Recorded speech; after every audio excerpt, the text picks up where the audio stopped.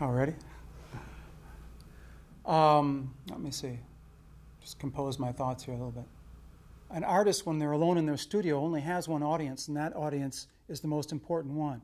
It's the need to satisfy themselves in the object or the picture that they're making. I'm an illustrator and also an author. I write books for kids, and I do the pictures that go with them. Over the years, I've done about 16 of them. At this point, I've had 3 books turned into movies, Jumanji, The Polar Express, and Zathura. After I graduated from RISD with my master's degree in sculpture, I set up a studio in Providence. But my studio had some deficiencies. Principally, it was bitterly cold in the winter. When my studio got too cold to make sculpture, I stayed in my apartment and took out my sketch pad, took out my paper, and started drawing the pictures. That became The Garden of Abdul Ghazazi, the first book I did back in 1979.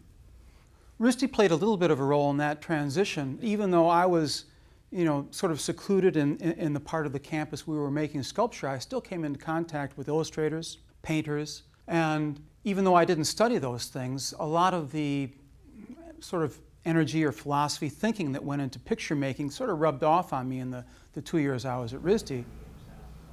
Do you want to touch your beard like you're thinking? Yeah.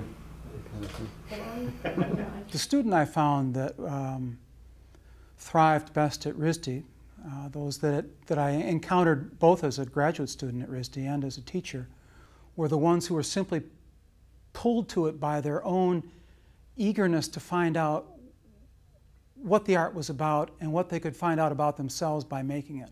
Often they excelled because they were the ones who got to the point where having acquired their skills, the ones who were really passionate were finally able to express themselves.